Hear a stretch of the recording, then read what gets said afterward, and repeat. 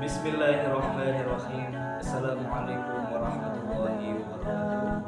Perkenalkan, saya Abdul Hasan. Kami dari kelompok 12. Di sini saya akan menjelaskan mengenai sistem penilaian asesmen dalam pendidikan agama Islam. Untuk materinya saya akan paparkan dalam layar. Nanti teman-teman. Baik, untuk materinya sudah terpapar di depan layar. Di situ ada latar belakang bahwasannya asesmen merupakan bagian yang sangat penting dalam proses pembelajaran dan tidak dapat lepas dari kegiatan pembelajaran itu sendiri. Sejatinya, asesmen ditunjukkan untuk meningkatkan kualitas belajar dan pengajaran. Namun, asesmen seringkali dipandang sebagai produk akhir dari suatu proses pembelajaran yang tujuan utamanya untuk memberikan penilaian bagi masing-masing peserta didik.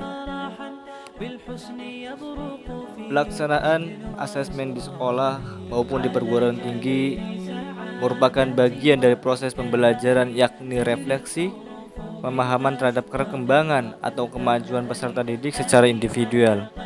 Maka dalam hal ini, asesmen sangat berperan penting dalam menentukan arah pembelajaran dan kualitas pendidikan. Kemudian terdapat pembahasan mengenai asesmen.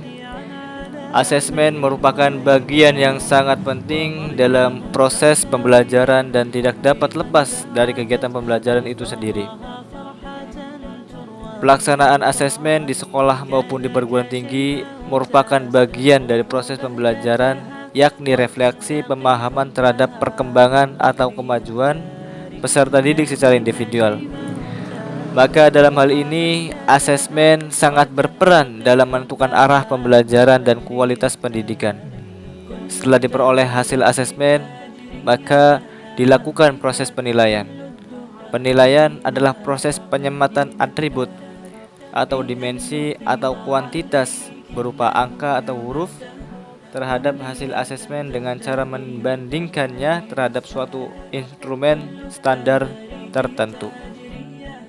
Sebagai ilustrasi adalah berikut adalah contoh rangkaian proses asesmen, penilaian dan evaluasi pembelajaran untuk pemenuhan CPMK mahasiswa pada suatu mata kuliah tertentu. Asesmen dapat dilakukan dengan berbagai teknik asesmen, antara lain ujian atau penguasaan. Berikutnya dilakukan penilaian dengan bantuan instrumen penilaian tertentu. Dapat berupa kunci jawaban, daftar periksa, pedoman penilaian atau rubrik. Hasil penilaian digunakan untuk melakukan evaluasi yang hasilnya dapat berupa status lulus atau tidak lulus, klasifikasi perlu atau tidak perlu perbaikan atau level tertentu. Adapun mengenai sistem penilaian asesmen dalam pembelajaran PAI ada beberapa macam. Yang pertama, assessment of learning, bisa disebut juga sebagai penilaian sumatif yang berbentuk penilaian tengah semester, penilaian akhir semester, dan ujian sekolah. Materi PAI di tingkat menengah atas yaitu Al-Quran, akidah akhlak, fikih, dan tarikh. Assessment for learning disebut penilaian psikomotor yang berorientasi pada kemampuan praktek ajaran agama seperti praktek haji, praktek menghitung zakat, praktek mengurus jenazah, hingga praktek menghitung harta waris. Dan yang kedua, assessment as learning terletak pada cara penilaian yang mana peserta didik ikut berpartisipasi dalam penilaian, mulai dari prosedur, kriteria, hingga pembuatan pedoman atau rubrik seperti self-assessment atau penilaian diri. Kemudian peer assessment atau penilaian antar teman.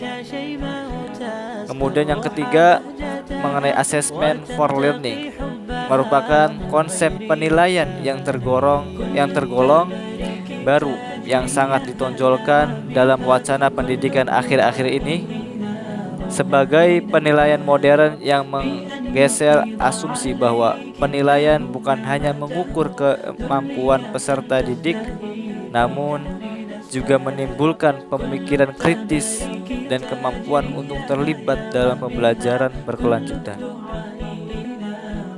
Terus, ada tujuan dilakukannya asesmen, penilaian, dan evaluasi pembelajaran adalah: yang pertama, memantau perkembangan proses pembelajaran mahasiswa. Yang kedua, mengecek pemenuhan terhadap capaian pembelajaran dan memberikan nilai atas proses dan hasil pembelajaran mahasiswa. Yang ketiga, memperoleh umpan balik sebagai bagian dari siklus perbaikan berkelanjutan.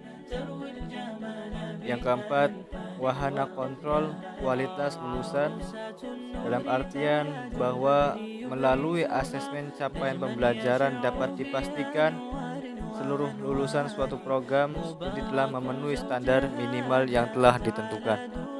Dan yang terakhir, yang kelima, yaitu penunjang akuntabilitas institusi, yaitu sumber informasi terkait proses dan hasil pembelajaran kepada pemangku kepentingan terkait. Itu saja yang dapat saya sampaikan. Kurang dan lebihnya mohon maaf.